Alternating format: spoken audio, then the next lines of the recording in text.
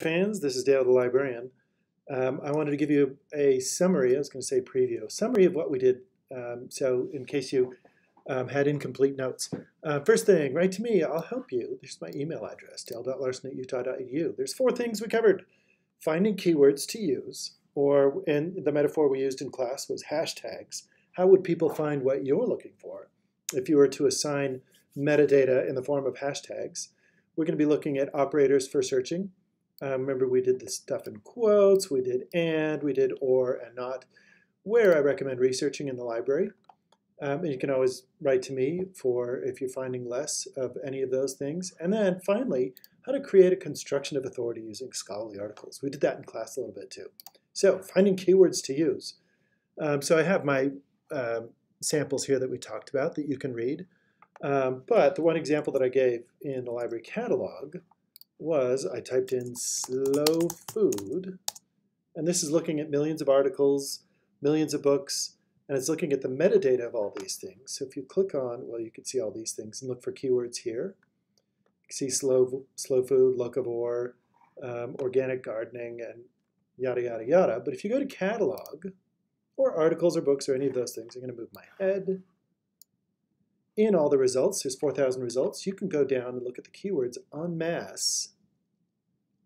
Sometimes it'll say subject, sometimes it'll say keywords. So if I did slow food, here's all the keywords in order of how they're showing up. So they call it slow food movement. There's slow food, sustainable ag, foodways. Here's related key terms that you can use. And if you find something that you're just like, oh, that's me, you can click on that and then search within those. It gets very meta.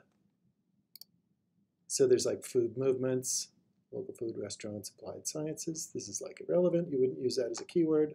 Philosophy. So again, when you're searching, it only works off of the keywords that you put in and what you click on. It doesn't look at history or anything like that.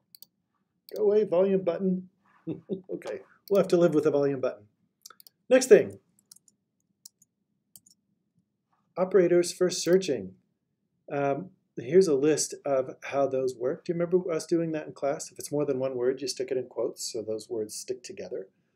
And here I did a Justin Bieber lyric. If you're narrowing a search, you use and. So if you want to find everything with addiction and fentanyl, or adolescence and Instagram, public policy, that will narrow it down. How do you work these together? I didn't show you this in class. I feel bad about this. If you go to databases, and you go to any database, one of the popular ones is Academic Search Ultimate. A lot of them have a lot of overlap. If you go to the advanced search, all of those little operators are right there, and or not. So I could do addiction and fentanyl. And there's often, there's a fentanyl patch. I know what I want. Okay, so you get the idea with those, and you can do that and mix and match as you go. What do I research in the library? Well, I gave you a hint already. You can go into any of these social sciences to look up different people or different things. So in the social sciences, we have business. The main database there is Business Source Premier. We have communication. I didn't put that on my list, but Communication and Mass Media Complete is a good one. So it talks about the messages that are intermediated by the speaker and the audience. There's all sorts of different contexts in here. Education typically works with protected populations, so 18 and younger. Is there graphic design? I think there's art.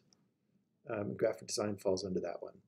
But we also have psychology, and we have sociology. If you click on any one of those subject headings, you will find the name of these at the top. I know because I put them there. But if you want to go into any of those databases off campus, remember to log in here first. Otherwise, you might not get full text access. If you're a fan of Google Scholar, if you log in here first and then go to Google Scholar, you'll get all the full text you want. So it doesn't have to go through this particular interface. It's just a handy way to go. That's how to find those databases. Lastly, how to create a construction of authority. That's a fancy communication term where you're trying to present your case with evidence-based and the least bias as possible. Always cite your sources, so it's not coming across as just your opinion. quote from scholarly work rather than paraphrasing, and look for the generalized knowledge in the beginning and conclusion results of scholarly articles. Scholarly articles are really long because they talk about methodology, research methods, how they churned through data, how they gathered data. But you get the benefit of looking at just that generalized knowledge. So as an example, so I looked at in person. So if you're like being around versus being online. And here's what I found. This is how you would present it. Oh, by the way, did you know there's a citation generator in all of these databases, so you don't have to learn citation styles? Dun, dun, dun. They're usually all wrong, so they need corrections, but that'll get you started. And I lost my quote that I had here. Oh, here we go. So in 2022, Bridges and Fowler found that there is also a growing consumer desire to grocery shop in person. So we know, based on the evidence that Bridges and Fowler put together, we can make a statement like that, and it's not just me talking. What's another one?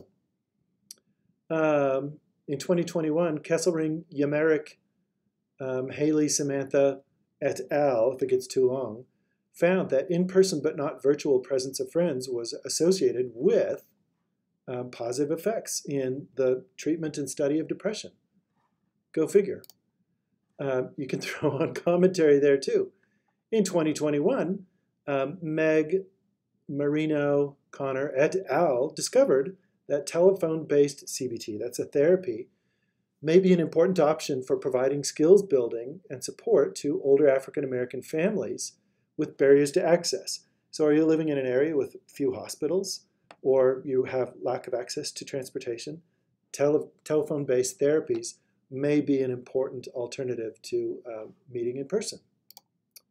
So, I'm showing both sides of the issue, but it's evidence-based, man. So according to Li Menting, Lu Yaoling, et al. In 2021, we found that there's two parts to this one. Intergenerational solidarity plays a significant role, that means statistically significant role, in the psychological well-being of older adults. And we found that, or they found, evidence that life satisfaction was strongest for older adults with children living in the same city. So do you want your grandparents to be happy? Live in the same city as them. This is essentially, it's very generalizable, isn't it? So to finish up, let me know how I can help you. And this is kind of like the recipe for adding evidence and authority and credibility and validity to your research.